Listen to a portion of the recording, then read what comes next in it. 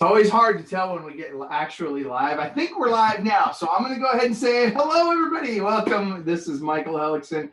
We are on Club Wealth TV, and of course, I've got my awesome co-host, Mr. Brian Curtis, on with me. And Brian, as most of you know, is a rock star real estate team leader in Bentonville, Arkansas. And I say he's in Bentonville. I mean, yes, he has a team in Bentonville that does, 330 plus units a year. But he also has expansion teams in multiple markets around the country, including Denver, Dallas, Chicago, Brentwood, California. I mean, dude, he's all over. So welcome, Brian. Appreciate you being here. And for those of you that don't already know, my name is Michael Hellickson. I'm a coach with Club Wealth as well. Brian and I are both coaches with Club Wealth. And we're excited to be here with you today. So Club Wealth, of course, is a coaching and consulting company. We're actually the #1 coaching and consulting company in the team space for real estate in the United States. So we're pretty excited about that. And we're going to have time for you guys to ask lots of questions today. So anytime you guys have a question or a comment, type it into the feed at facebook.com/Club Wealth. That's where you'll want to be watching this because on that feed, we'll be tracking that throughout the call today, and we'll be answering your questions. So that being said, without any further ado, I want to welcome our guest, Mr. Todd Tramonte. Todd, how are you? I'm doing very well. Thanks for having me, guys. I'm excited to be among greatness. This is going to be good. That's awesome. Well, we're super stoked to have you. And so, Todd, just tell us a little bit about you and what we're going to be learning today. I understand we're going to be talking about 7 steps to higher commission, a little bit about team management, marketing tools and tactics, and delivering world-class value. But first, tell us a little bit about you. Yeah, man. I'll give you what's becoming a longer and longer story. I'll make it as short as I can. But basically, I grew up with a mother who is a world-class elementary school teacher. And I grew up with a dad who is an incredible salesperson. He worked for IBM in the heyday of IBM. And I didn't realize it until probably 15, 16 years ago, maybe not even that long. I was speaking at an event, and right before I went on stage, somebody said, "Hey, we need your bio." And I was like, "I don't have a bio." I said, "Well, we need a bio real quick." So I sketched it out. I don't think it was a napkin. It was the back of some piece of paper. And when I heard them say it, they said, "Todd Tramonte is the son of a world-class teacher and a world-class salesman." And I was like, oh yeah, that makes sense. Those are my things. I love the idea of marketing and sales, and I love teaching and leading. So anyway, that's led me to a life of being the wife, the husband of a great wife, the dad of 3 awesome kids, and the leader of a real estate team in Dallas, Fort Worth, with offices on the Dallas side and the Fort Worth side. And I love the business of real estate, mostly the people side and leading and teaching and equipping. And I love my family and youth ministry and Jesus and all sorts of other stuff. And I'm excited to share whatever we can in the time we've got. Right on. So tell us a little bit about last year. So in the last 12 months, or in 2017, so that people can get a feel for the size of your business, what was your gross commission income and units closed? Yeah, I'm so focused on current numbers. Last year's numbers may be off a tiny bit, but we did right around $1.25 million in gross commission last year, 1.3-ish, something like that. And that was with about 5 agents in production. Most of that was from our kind of our core 4 coming out of last year, core 4 outside agents. We split the support staff of our team into 3 categories, and I borrowed these from Joe Stump, by referral only. I don't know if you're familiar with him. Before, during, and after, right? So I focus on a lot of our marketing and lead generation, equipping, and then we have a key leader on our team that's kind of our business development manager and helps lead the Dallas side. He helps with a lot of that before stuff. And then our Fort Worth team leader helps with a lot of the during transactional processing stuff. And then our key administrative person helps with our raving fan club and a lot of our after unit stuff. So we're always a team of, 8 to 10, right around there. And our production last year was GCI is the number we care most about. Like I said, it's about 1.25, 1.3. And this year we're on pace for about 2. Mm-hmm. Awesome. Good stuff. So talk to us about, with you're telling me, we were talking on the, just before we got going here, and in the comment or in the post here, we're talking about 7 steps to a higher commission. So talk to us about how are you getting higher commissions and what does that mean? Like, if a typical agent gets 4, are you getting 8, or, is it 4.25, or like, what are you doing that's different? Yeah, so let me answer your question with a super quick story. But I've been in the business for 15, 16 years. The early days I was solo and clueless. I was flipping houses, and I only got licensed because I was flipping 6 or 7 or 8 houses a month while I was in college and graduate school at seminary. I sort of woke up one day and literally told my wife as she left to go to her Big Four accounting job, oh no, I'm a realtor. Like, what happened? Somehow I backed into this thing, and the only thing I'm doing right now is I have a license and I'm helping people buy and sell houses, which I hated. I still to this day do not love that title, realtor, because in my mind, what that means is working out of the back seat of the car, winging it, kind of fallback thing. I knew immediately I needed systems and process. So I got rolling a little bit and bought a franchise, and it was a flat fee discount brokerage franchise. And I did that because my goal, my passion was to deliver more value than anybody else. And I thought, being young and naive, that I would do the same as everybody else and just charge less. And I'm not vilifying anybody who does that. That is no longer where I feel like I'm supposed to be. But I did that for 5 years, and about 2.5 years into it, I realized, whoa, this is not the ideal model for me. And I learned a lot from doing a lot of volume with very little profitability, and really realizing I could be doing way better for my clients. Now, I don't have the resources to do it, but when I tested that theory, the results for the client were significantly better. Now, I was way less profitable and sometimes net negative because the only revenue I had, I spent to drive a better result for them. But what I learned was, as soon as I get out of this franchise, I want to build this different model. And that's kind of what we have now. So to answer your question more directly, there's no set commission. All commissions are negotiable, not set by law. We're not price fixing, blah, blah, blah. But the point is, most of our listing side commissions are between 7 and 8%. Sometimes there's a transaction and compliance fee that's a part of that as well. But because of that allows us not just to talk someone into more money for us, but to invest in the process, to deliver what we call world-class value, to really deliver a better result and a better experience, because people really aren't going to remember those results for very long. So the experience has to be great too. So we have a proprietary 7-step system. Of course, there's 7 main steps, and then there's about 2,000 sub-steps and little things that we do. But yeah, we're getting, if you were to say the average consumer probably expects the commission to be 5 to 6, we're obviously getting a couple of points more than that on average, which leads to higher profitability and more to reinvest in the process to drive better results for the client and have happier team members that are paid well and provided for. So the answer to your question is yes. So what are those 7 steps? Walk us through those. All right, let me give you an option. Do we want to rifle through all 7 and make sure we cover them all, or do you just want to get into the meat of it and see where we end up? Let's just see where we end up. Let's start with the first one and let's work our way through them, and we'll see where it takes us. Very, very cool. So number 1 is pre-inspection. I think a lot of people are afraid of a pre-inspection because they feel like there's a significant liability issue there with disclosure. We believe that a pre-inspection solves a lot of potential problems and puts us in the driver's seat for our client to be in control of the delivery of information, to eliminate the negatives. In my opinion, during that positioning phase, it's more important to eliminate the negatives than it is to even add positives. So the pre-inspection allows us to deliver sort of like a certified pre-owned. Picture how Lexus does this, right? I've got a used car, but it's worth more because it's been through our 149 step system or whatever, right? So we believe the pre-inspection is really powerful. We take the scariest document in the entire purchase process for the buyer of our listing. We take that scariest document and we turn it into a marketing document. We make that document something that's attractive, that will actually drive more value, more interest, more urgency, instead of create fear and terror.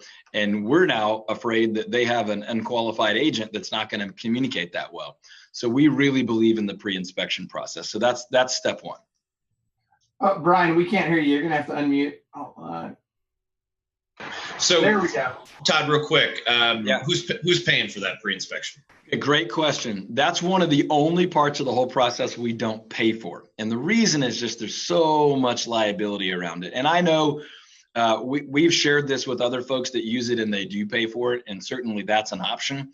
We don't. And the way we present that is we just say, hey, we really believe in this. Here's the 3 or 4 reasons it's tremendously valuable to you. Unfortunately, this is the one and only part of the process. We can't cover the cost for you up front. The reason is there's just a lot of liability there. We need to make sure you feel confident in who you're choosing as an inspector. We're happy to suggest a handful of people that we've had great success with in the past, and you're welcome to choose anybody else. And here's the things we caution you against. Here's the things we suggest. But we do a lot of business with these people, so they're going to give you a very, very fair rate. It's a minimal cost for a huge return, but that's how we deliver that, Brian. That's the one thing we don't pay for, and that's why. That's interesting. Now, Brian, aren't you also doing a pre-inspection? You're not doing it. No, it's not something I've generally done. It's interesting. So, a flip side to that is sometimes I actually tell people that, if you need a new roof, you need a new air conditioner, let's negotiate those after the inspection. And part of the time you get them half paid for. If you negotiate that correctly, one of the things I'll go to a buyer and say, look, personally, I had to replace my roof a month ago, and it would have been great if I didn't actually have to pay for the whole thing. I've been thrilled to pay for half of it at closing because now I've got a new roof for the next 30 years on my house, things like that. And that's where we negotiate from. That way, honestly, sometimes the buyer, if it's sold correctly, they're thrilled to pay for half of a roof or half of an air conditioner or something that's big expenses. So. Yep. And by the way, Brian, we're getting some weird noises on your audio there, just FYI. So anyway, that's cool. And so, all right, keep going, Todd. So number 1 is a pre-inspection, and I see we've got a couple of people also that are watching right now, like Michael Brombacher. It looks like you're doing pre-inspections as well, and getting that as a cost to the seller at closing. That's interesting. I like that. All right, good stuff. So what's next, Todd? Yeah, so number 2 is professional staging. And let's be careful how we say this. Professional staging is a very specific thing. It's not interior design, and it's not your sister-in-law who's decent at furniture and decorations. Staging is different than design because staging is presenting a house in a way that a buyer will respond in the ideal way. It's not designing a home so that it looks best to live in. We're trying to help a buyer make a $400,000, $500,000, $600,000 decision in about 12 minutes, really probably in the first minute or two of a 10, 12, 15-minute visit through the home. So it's more about traffic flow, reflection of light, the feeling of openness, the feeling of comfort and warmth than it is, the best way to see the TV from the couch and look great. So it's a very different deal. You've got to work with someone that really understands the trends in the marketplace, that understands what buyers do and don't respond to, that understands the timing of how long someone may be there. Most people will buy a home that they've never actually sat down in.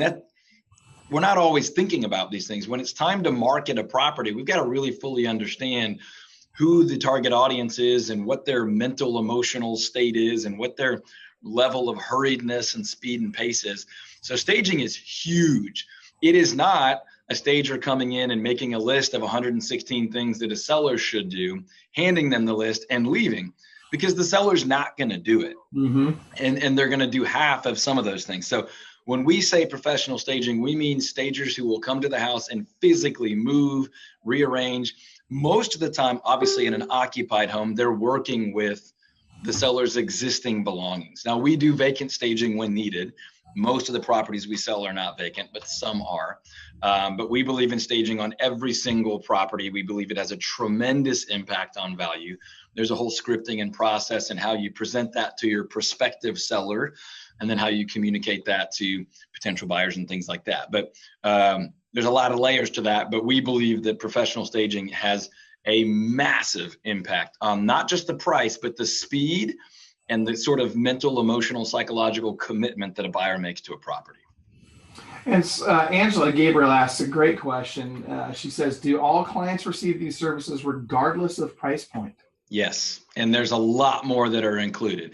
Now, there are some rare exceptions. We do some work with probate attorneys, and on occasion, we'll have a vacant probate home that's, been really neglected for the last 10 years. Staging's not going to change the story of that home. Now, sometimes it will, but there are occasions where it doesn't, and that's okay. But yeah, I'd say 90+%. My goal is 100% of every home that we market for a seller is it has every single one of these elements and the ones we've yet to cover. And are you paying for that, or is the seller paying for that? We pay for that. You're paying for all of it. Okay. Yeah. And what are you charging in terms of commission at closing? Again, that's the kind of the thing we talked about before. Most of our sellers are around 7.5%. Now, it is a customized plan, so it's not one size fits all. It's not one price fits all. I don't believe in that approach. But most of them are around 7.5%, give or take, depending on a unique scenario, or a super rare property might be more, or something like that. Yeah, but I mean, I think correct me if I'm wrong, but the value prop you're bringing to it is, hey, look, you know what? Yeah, we're going to charge you, 7.5% on your commission, but we're going to pay for all this stuff in advance. And so what happens if the house doesn't sell? They pull it off the market. Yeah, and you're not wrong, but the more powerful value proposition and the reason we're charging the fee is because of the results they're going to get. It's not just what we do. It's not the cost of the things we spend money on. It's the return to the client. And our big USP, our big guarantee is we guarantee to sell your home over the average price and under the average time. And so right now we're averaging about 8% over the average price, about 8% more than similar homes in your neighborhood at similar times are selling for. So you're going to net significantly more than you probably thought you were. And if you thought you were going to pay sort of a standard, whatever your assumption was of commission, we're probably a little bit more than that, but your return will be a lot more than you thought. So your net return is vastly more than you probably ever thought you could get. And you're not going to pay us a dime until we've already delivered you that significantly better net return. Now, to answer this question that you just asked, if for some reason we don't, then by all means, we're open to an adjustment to our fee. We say there's three things we'll do if for some reason we don't meet that over-under guarantee. And we, of course, set the bar early. Here's the standard market price. Here's the standard market time. We want to be over that and under that. If we don't, you've got three options. Number one, we'll pay some of your closing costs at closing, usually a title policy or something like that. Number two, we'll send you on a 5-day, 4-night cruise for 2 adults. Enjoy some time off. It'll be much better than a few dollars here or there. Number three, if for some reason we are not able to continue to move forward or your plans change or whatever, you can walk away from this transaction. You're not committed or obligated in any way, and you don't owe us. You don't have to reimburse us for anything. Mm-hmm. So those are the three options. It never happens. If anything, it's because of some strange market condition, and they knew that, and they were thrilled with the service. But we just, it's so insignificant that we are so obsessed with actually delivering on that promise that we really don't worry about. If it comes up, we're glad to do one of those three things. Okay, good stuff. So I'm seeing Michael Brombecker asks a great question. He says, is it your own in-house staging company that you use, or do you use an outside company? Currently, it's in-house, but we used to use a great company here locally in the Dallas area. And the company we used also has an association that they run, and they train stagers all over the country. So we had them train someone who's now only working with us and does 3 or 4 stages a week for us. And we've done the same with a few of the other pieces of our process. Perfect. Love it. All right, good stuff. Okay, so number 1 was pre-inspection. Number 2 is professional staging. What's number 3? Professional photography. And we won't spend as much time on this because I think most quality agents have come around to the idea that professional photography is important. I'll just make a few quick points.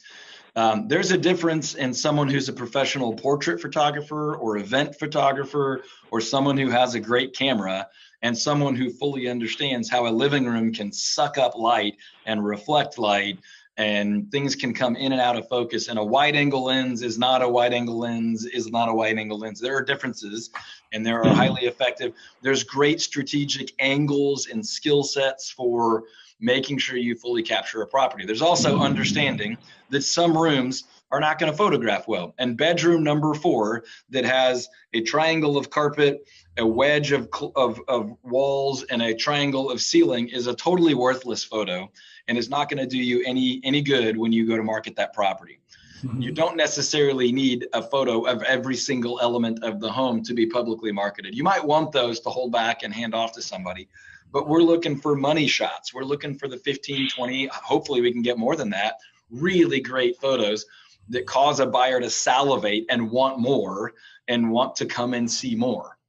Under this photography bucket also includes videography, and we do what we call a property trailer or a property preview video on every property as well. And so we have a film crew come out. They are an in-house film guy. They're not full-time with us, but we have them. The only real estate videography they do is with us, and they spend a half day per week in our office shooting other videos that are not property marketing videos. But anyway, they come out. Our marketing specialist, which most people call a listing agent, our marketing specialist does a quick whiz-gat script. What is so great about that? Kind of runs through the best features of the house and is sort of doing a stand and talk for about 5 seconds. And then the rest of their audio is basically just a voiceover of a quick highlight reel of the house. It's not a walkthrough video. It's not a video tour. It's not a virtual tour. It's a teaser. It's a trailer. It's like I was saying on photography. It's to get them their appetite whet. It's to get them excited about wanting to see the rest of the story.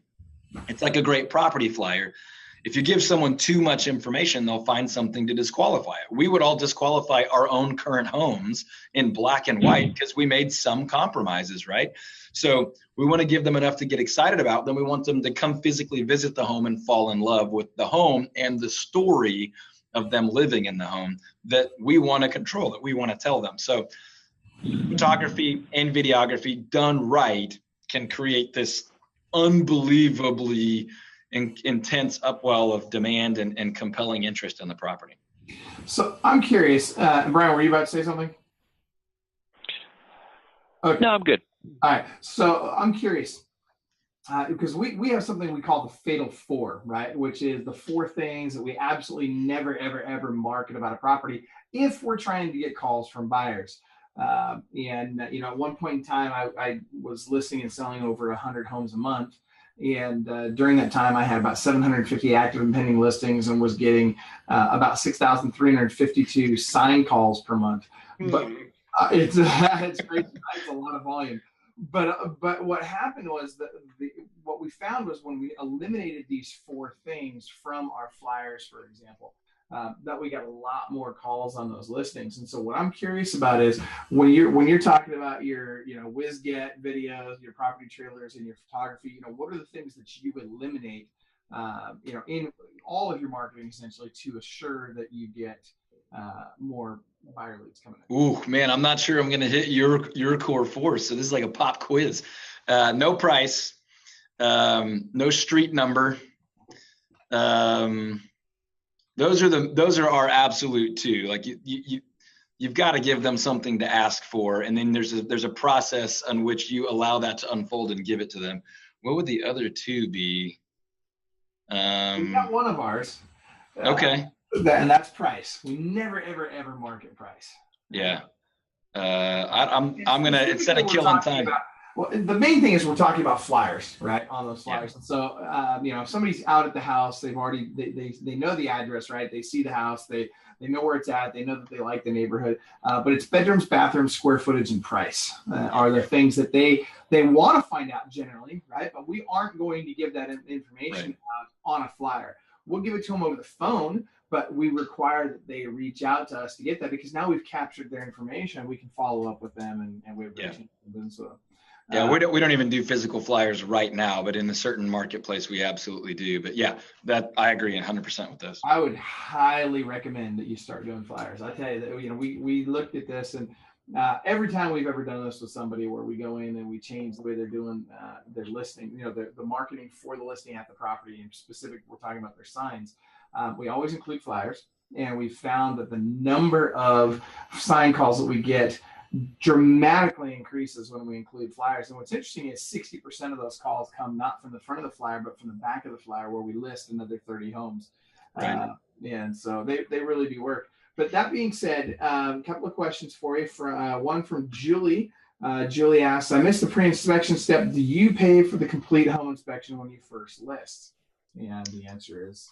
Yeah, the answer to that is that's the only thing we don't pay for. We recommend it. We're happy to coordinate it for them. We give them a recommended list of preferred vendors, but that's the one thing we don't pay for just because of some liability there. Yep. And I get that. And so Rick Rance says it's the small differences that make the biggest impact. You're absolutely right about that, Rick. Okay, good stuff. So anything else on the professional photography or videography? I'm happy to discuss as much of that as you guys want. I figure that's the one that people probably have, the most context for. I will say the one caution here, and really on all these, is your goal when you speak to a potential client is not to rationalize the value of these things based on the cost of them. It's the impact of them. It's the value that they drive. It's the return that comes from them. So in their mind, well, I can go pay a photographer $100 and they can photo my house. That's not what this is about. This is about the strategy and the way we do that and the value that it drives. And trust me, it's worth a heck of a lot more than $100. Yeah. Yeah, no, you're right about that. Especially as you put these things together and you form a complete marketing strategy. All right, so let's talk about number 4. What's number 4? Okay, so number 4 is one thing, but it's really like at least 3 things. And that's what we call marketing, right? So if you consider the first 3 are all sort of one stage, that's sort of the preemptive positioning stage. All that's being done before the general public has any idea that this home is being marketed. We're preparing to get it marketed. Okay, now there's a whole coming soon strategy, preemptive marketing. So marketing is number 4, but we tell everybody we market properties 3 ways. Number 1, we market them preemptively. Coming soon, your buyer list, you're building intensity and demand and urgency and scarcity and all this competitive fervor, right? Number 2 is we market to everyone. That's kind of your broad-based shotgun, maximum number of eyeballs on the property as possible. Number 3 is what we call piling up niches, right? So a property might have 2 or 3 or 4 or 5 really distinct features or really great features, and each of those features can be marketed to a niche market that really loves that type of feature, right? So you could market a home that has a great kitchen to people who love cooking in great kitchens and entertaining and that kind of thing. You could market a home with a great backyard to, outdoor living and outdoor cooking and swimming and athletics and family, so you can pile up those niches. So there's 3 different ways: preemptive, broad-based, and niche focused. And we want to do all of those things really, really well, where the average agent is barely doing the broad-based by sticking it on the MLS, crossing their fingers, crawling under the desk, and hoping somebody else brings them a buyer. And then they can responsively, reactively survive a transaction and eke out a commission. Yeah. All right. Good stuff. I love it. Crawling underneath their desk, man. That's hilarious. So, I'm picturing these agents in the fetal position under their desk wondering, am I going to get a paycheck this month? That's awesome. Okay, so we got preemptive, broad-based, and piling up niches. I love that, piling up niches. That's a great one. And so I'm assuming when it comes to marketing, you're doing it across all social media platforms. And is that right? Yeah, and I would say the thing that we are getting better at every day more than anything else is the video piece. I mean, there's not, I can't fathom there's a single person watching this live or recorded that hasn't gotten the message that video is really crucial in the world that we're living in. My prediction, and I'm no technology guy, I mean, I like technology and appreciate it, it's just not my obsession. But I would bet anybody here a $100 bill that Facebook is attempting to take over YouTube's dominance of video. I think Facebook in the future is going to want to be the dominant place for video. And what I can tell, their live feature and what they're doing with stories and things, they want you to come to Facebook to search and sort and find video. Now, that's a guess, who knows, but we're doubling down on that strategy in both places. YouTube as the always and forever storage and category and keyword focused video deal. Facebook as a primary distribution media, as well as email and text. We're not great on Twitter and Instagram, but we have a somewhat of a presence. We could do a lot better at customizing the delivery of our messaging and our media differently for different social media, but Facebook is our primary.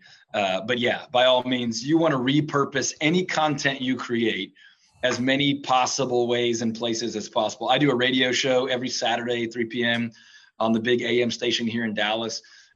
We want to take that audio, we want to video it, we want to chop it into one question, one answer, topical playlists, seasonal stuff, buyer side, seller side.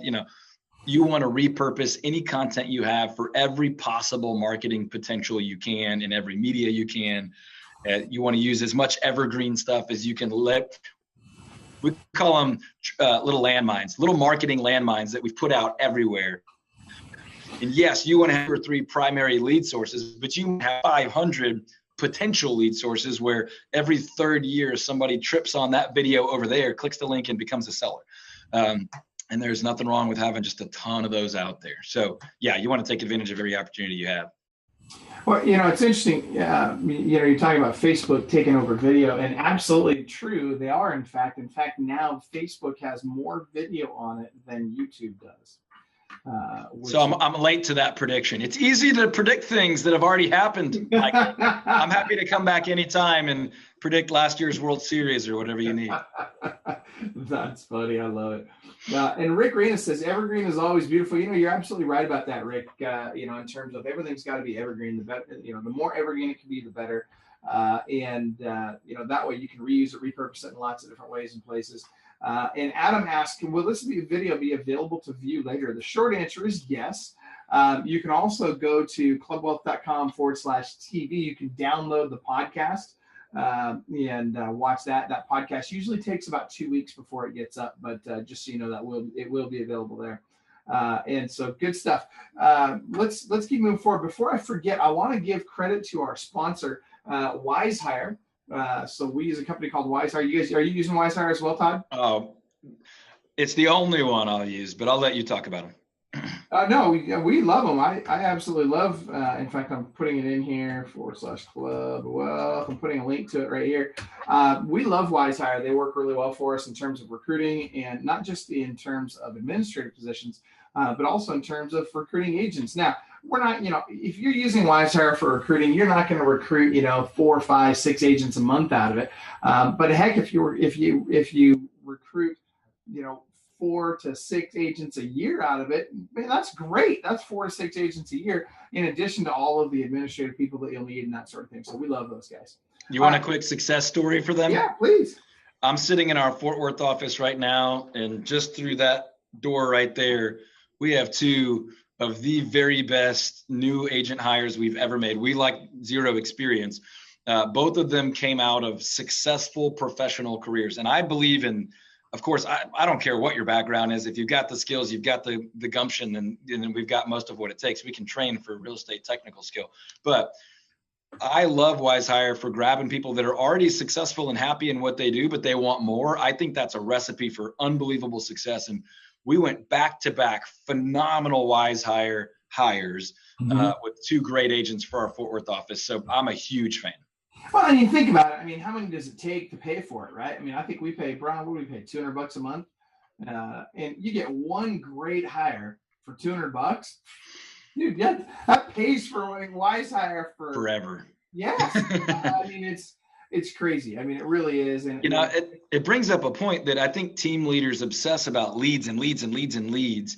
And I don't look at team members and agents as an asset, but at some point you do have to look at the return on the investment you've made in those people. And we make a significant investment in our people. And one really great team member is worth so many multiples of almost any other lead conversion metric you can pay attention to. A person who you enjoy being around, that you can go to battle with, share core values, and can generate a significant financial return for both of you. It is almost impossible to replicate that in any other way. So to find a resource like WiseHire or anything else that can help drive some, if multiple's great, but even one is just such a game changer for businesses like ours, that I agree 100%. It's funny, people always worry about, I don't know if I can hire people, and I don't know if I can grow a team, and yada, yada, yada. I think you're crazy not to, right? I mean, think about, what is this all about? First of all, would I rather do this by myself or would I rather do it with a team? And the reality is it's a lot more fun as a team. It's a lot more profitable for everybody. All right, let's go to step number 5 here. So you've got step number 1 was pre-inspection. Then we get professional staging is step number 2. Step number 3 is professional photography and videography. Step number 4 is marketing, all preemptive, broad base, and piling up on niches. And so what is number 5? Number 5 is creating scarcity. And if anybody watching or listening has got a blank look on their face, that's okay, because most people approach this idea of scarcity in a way that says, well, the market dictates that. That's not me. There's either scarcity or there's not. Most of us understand that markets are primarily driven by supply and demand. But I've got great news for you. You can manipulate that. You can increase. You can turn the screws. You can change leverage and drive up or drive down scarcity. And the next one we're going to talk about. But scarcity is this really, really, really cool and very powerful tool that you can take some additional control of. So you can take what the market gives you, and then you can expand upon that, right? So we in the DFW area, Dallas-Fort Worth area, are in a market where market listings, properties are relatively scarce. We're around 2 months of available inventory, about 2.3, generally speaking. I believe 4 to 6 months is a stable market. So we are in a seller's market still, very, very slowly, maybe eventually transitioning into a stable market, but we're still very much in a seller's market. So properties are already scarce. But if I can go further and create what we call points of scarcity about the property that we're marketing, and I can say, look, not only is there only 3 homes in this elementary school or in this neighborhood that are available in this price point, now I can go further and say, what is it about this property that makes it the only one in that group, so that if somebody cannot get this one, they cannot get that thing. We call it creating a market of one. You're the only one in the market. Now you can control it. Now you can dominate it. Now you have crazy leverage. So you can take the natural scarcity or lack thereof. By the way, this works amazingly well and in the opposite market where there's a ton of inventory and it feels like it's impossible. There is no scarcity. Buyers have hundreds of choices. You are then tasked to create scarcity for your clients. And if you're not doing this, you're not doing the whole job. This is part of our job, to be the marketer for our client. And so when you take the natural scarcity or lack thereof and then you turn it up, you expand on that, you exponentially grow that by creating a market of one, by taking the 1 or 2, probably no more than that, points of scarcity, ideal features that are scarce, and then really making that the focal point of your marketing. And by the way, now we've got to go back and make sure we feature this in our photography, in our videography, in our staging, and make sure that we are now focusing on, by the way, that's why it's not interior design, it's not point and shoot. This might even be an aspect of the pre-inspection and how we communicate that. And it's definitely a part of some other things that we're going to do. Team-wide communication, marketing, and all. But we've got to focus on the thing that they can't get anywhere else. And now a buyer might say, well, if we don't get this, we can't have that. So maybe we'll pay a little bit more. Maybe we'll hurry up a little bit. And scarcity really bleeds into the next one, which is urgency. And I don't mind coming back to scarcity, but these two are so interwoven that we talk about them together a lot. And urgency is similar. Most people assume there's a certain level of urgency in the marketplace and we just kind of take what we get. Well, I'm not very good at just taking what I get. You can probably tell by now. I get all up on my soapbox, talk too fast, get too loud. But the point is, people come to you and you tell them, you promise them that you're their very best option. You're their best choice to market their property, to advocate for them, to protect them. Well, do it then. Be their best choice. Take full advantage of this opportunity. So urgency, there's a few things we can do there. We can offer incentives to the buyers. We like offering incentives to the agents, and sometimes they'll pass it on to the buyer to drive urgency. It interweaves with scarcity. But the point is, if they don't get it quickly, then someone else is going to get it, and that causes them to move quicker. So when you combine scarcity and urgency, and together they drive competition, and you've already done some of these other things well in the presentation and positioning stage, then you get people making higher offers than they otherwise would have, and quicker offers than they otherwise would have. And those become a really beautiful combination for your seller. And by the way, we get paid commission. So the higher the price, the higher our commission. That's not the number one driver, and it shouldn't be. But there's nothing wrong with that being a part of the equation as long as it benefits the client too. And by the way, it does, and it's beautiful. Yeah, I love it. I mean, it's huge, when you can say to somebody, hey, this is the last house or the only home for sale right now in this desirable neighborhood or this desirable school district, or one of only 2 houses even on the market right now in this particular school district. That type of scarcity really does get people kind of off the dime, and it generates interest. Yeah, and that works until the neighbor puts a sign up in their yard, right? So if that's all you've got, by all means, you've got to use that. Right. But if you can find a unique feature or a unique story that you can tell about this property, then that's even harder to compete with, because the neighbor 2 doors down doesn't have a true media room with no windows and a climate controlled console closet and a projector mount that the seller plans on leaving with the digitally controlled media room chairs. That's that kind of stuff. Right. They have a producing fruit orchard in the backyard. Nobody else has one, and you can't install one in one day. So, that's the only one you're going to get. By the way, that's my favorite all-time one. We had a house that was so absolutely not scarce. It was so boring and so common, but it had 2 peach trees in the side yard that were producing. And oh my gosh, did we talk about peach trees. These people sold this house for $36,000 more than this same exact house, like 3 doors down, and they had the better lot. Basically, we got $36,000 out of 2 $40 peach trees, and it was beautiful.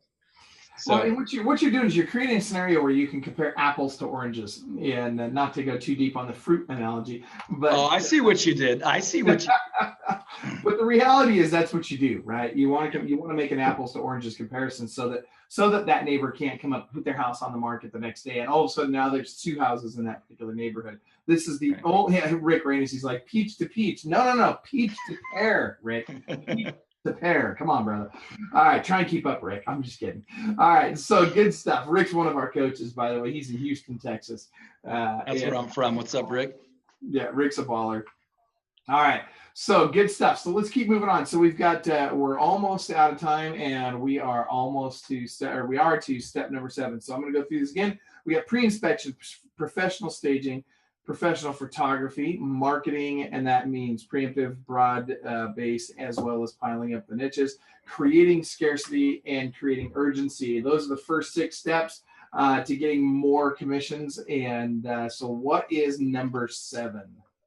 Drum roll, please. Every single year, the National Association of Realtors does research, and they ask the consumers why they hire real estate agents.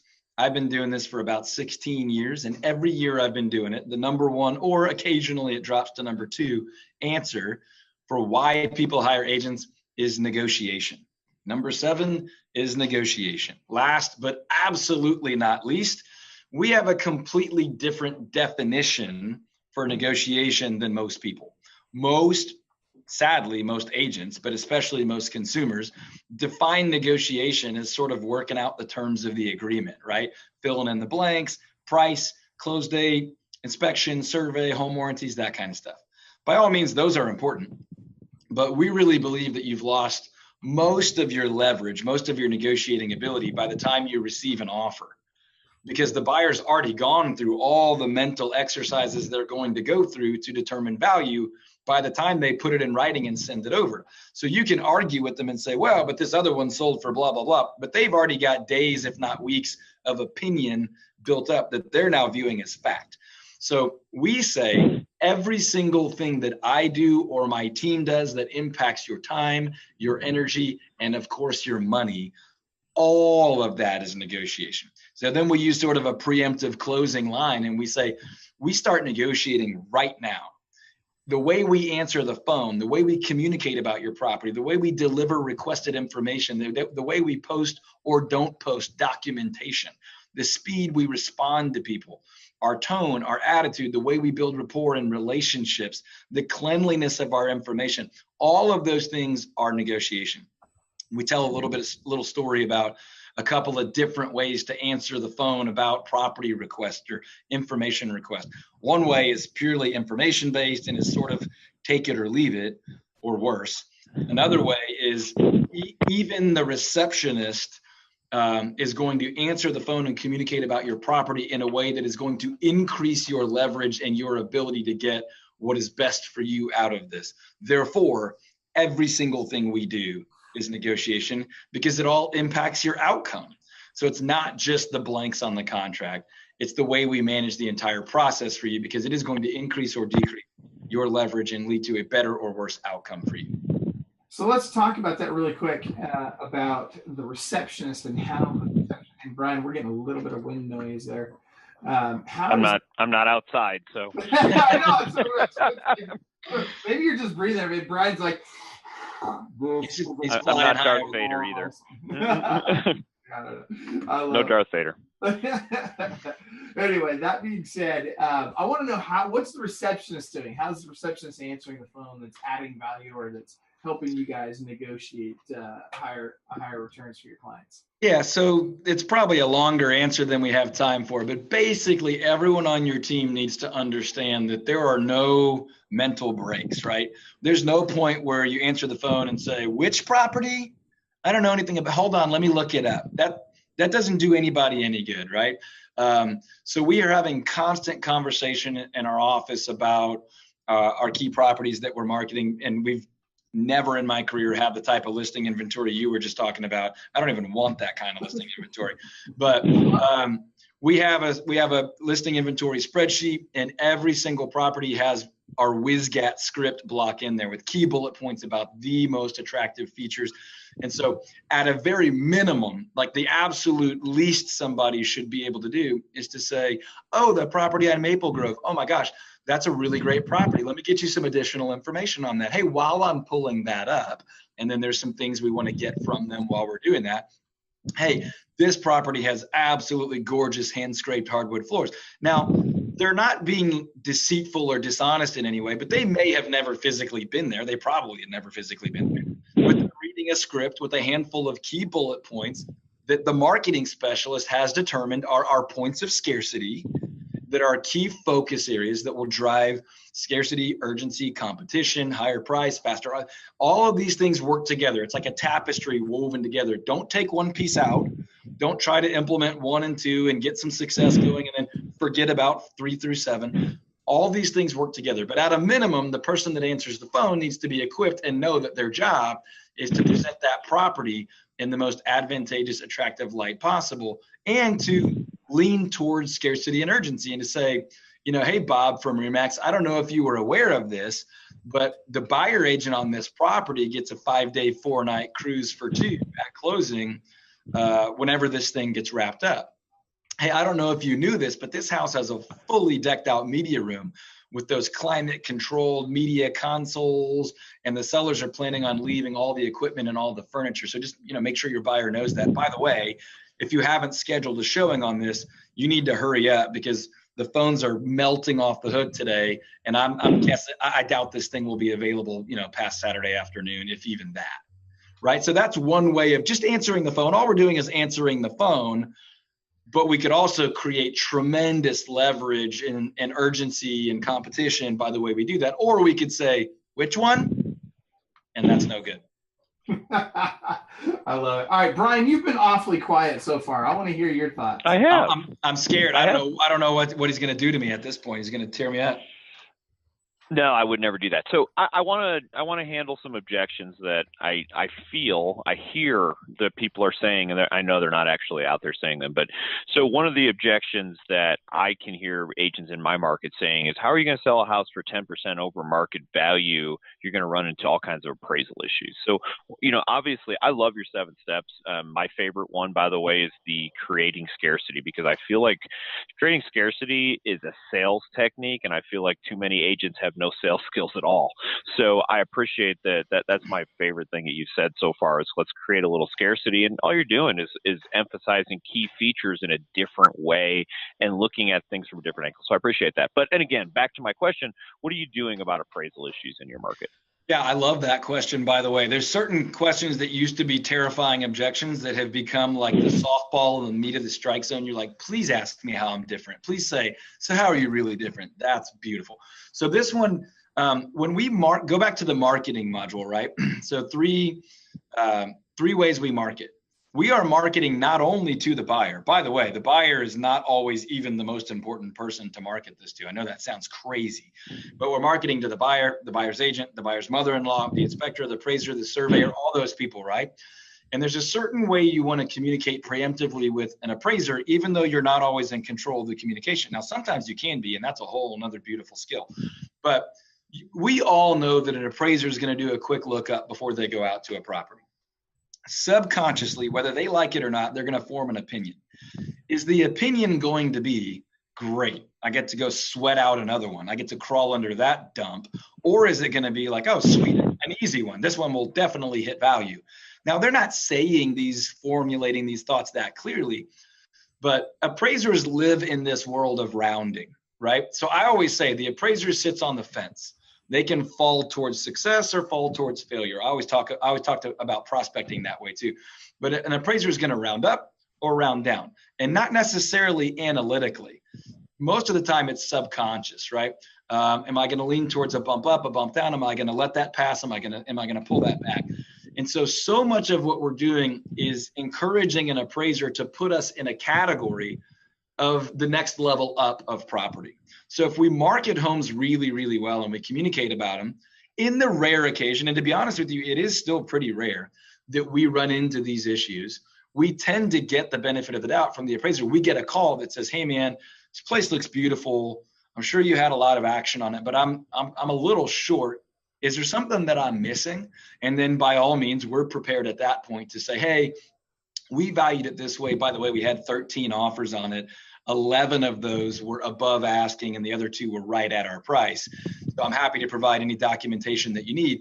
But I feel like this one's probably popping up on your radar, but because of these few things, we really probably belong in this class. And I'd say 8 times out of 10, we get an appraiser that's like, yeah, you're probably right. I feel that. We're good. I'll take care. We'll get it covered. Talk to you later. So I don't, it definitely happens from time to time, but I really can't think of the last time we came up short. And it triggers an idea for me on the buy side. Our goal is to get that appraisal price up and over what we have secured property at. And that's pretty rare in the current climate, but that's kind of a metric we feel like we measure ourselves against too. So to be honest, 100+ times a year, we maybe run into that once or twice where maybe we're not able to fully bridge the gap and maybe have to give a little bit back. And usually we try to find another trade-off where we really don't. But I would say the short answer to that is you got to preemptively address that by marketing it really well and know that you're communicating to more than just a buyer, if that makes sense. Okay. No, I love that. I actually tell people that I have to make 3 sales. I got to sell the seller on the price, I got to sell the buyer on the price, and I got to sell the bank on the price. So I like those 3 concepts. Love it. That's awesome.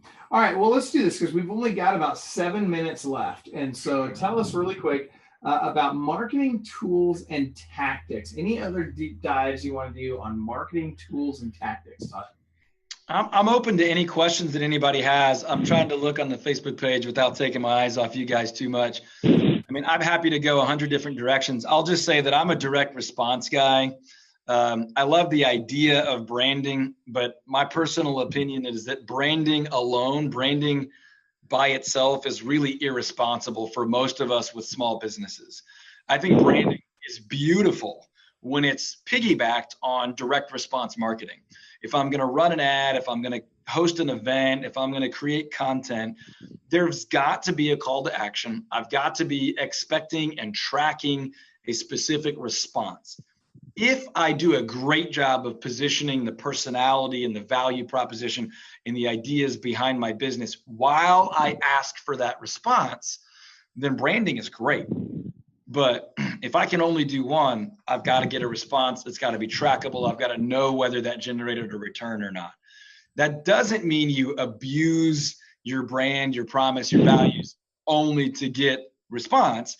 That means you do that responsibly. But I'm an old school kind of Dan Kennedy direct response marketing guy. And I like creative media, but I believe that number one, you got to define your market. Number two, you got to create a message for that market. And then, and only then, you use the media that market would consume that message in. And I think it comes in that order. And most people, especially real estate agents, get that almost entirely backwards, where they fall in love with the media. They want to do postcards. They want to use Facebook. They want to do TV or whatever. And then they use a message that they like, and then they just hope that there's a market for that message, and they hope or they never even think about it, but they hope to get lucky that market exists at that media and is willing to consume that message at that media. So I don't know if that's helpful. I think that is the foundational truth of marketing, regardless of what business you're in. And I've written a couple of books about that stuff, but I nerd out on that stuff. That's just kind of my wheelhouse. That's what I like to do. Let me switch gears for a second, Todd. So, one of the things that I've heard, and I love it, I love the idea. So to me, every conversation is a sales conversation. So I define sales as finding a way for us to communicate in an effective way that we both get what we want. And, one of the things that I've heard is that you've got your people very, at least to some extent, understanding about the houses. They can talk about hardwood floors, even though they've never been there. So the phone rings. What happens? So I'm in front of 123 Main Street, which is Todd's listing, and I say, hey, there's a sign. I'm going to call that.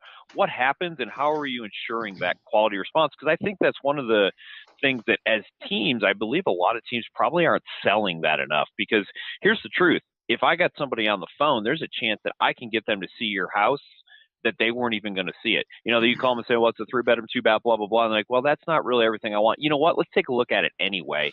And, sometimes, like you said, checking boxes is not what house is about. Houses are about feelings.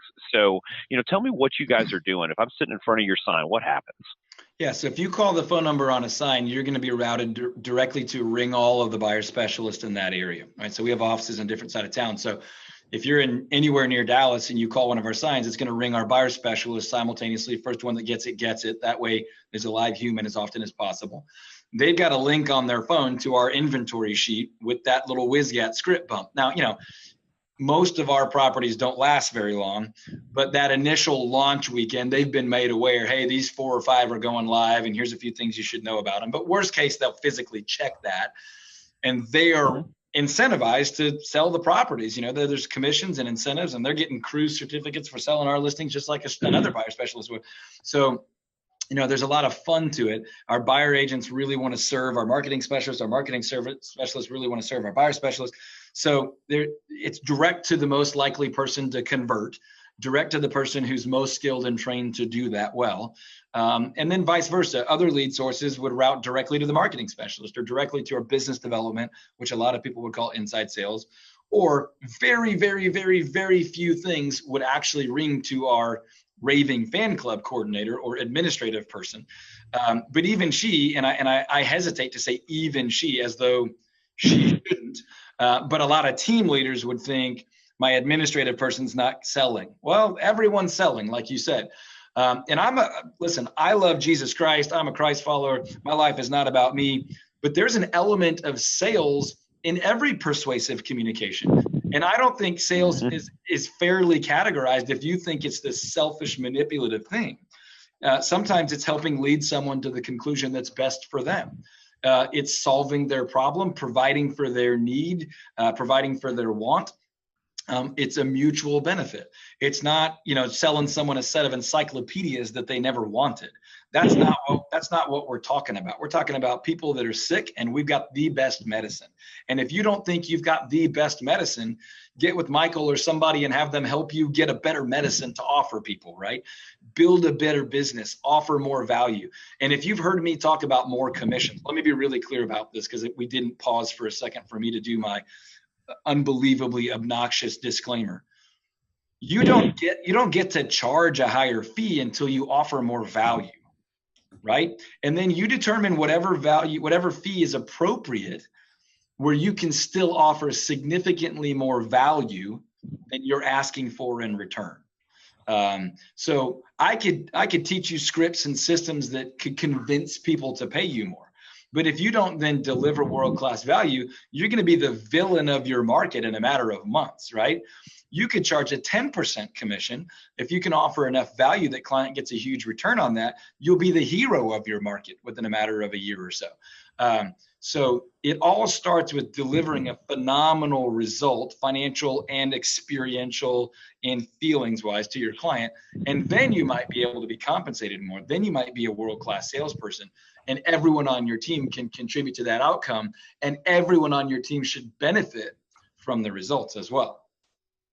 Okay, and I hate to do this. Awesome. We are literally 100% out of time. So I've got to wrap this up.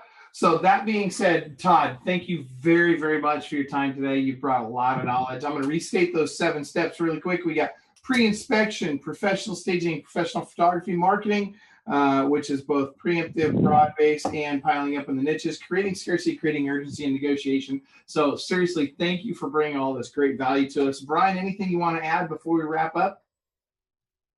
I just want to say thank you, Todd. I really enjoyed taking a look at it. And here's something else that I love, and I'll just fill with this. You actually have steps of the sale. So I have steps of the sales for buyers. I have steps of the sales for sellers. Steps of the sale is an important concept. The reason is we can actually look. We do 1, 2, 3, 4, 5, 6, 7. It's a great metric out there. And everything you do, if you have a steps and a process, even if it's not a perfect process, it's still better than 95% of the people out there. So I love your process, and I love that you have one. Awesome. Appreciate it, guys. It was a ton of fun. Right on. All right. Thanks a lot, everybody. And everybody that's watching, thank you so much. Remember, inside each one of you, there's a world-class beast just dying to get out, but you got to choose to unleash that beast. So go find something you can do at a world-class level today. At the very least, come up with a sales process. Come up, write some steps down that on every buyer appointment or every listing appointment, you're going to do these things and you're going to guide them through a process that's consistent every single time. Have a great day, everybody. Thanks for watching.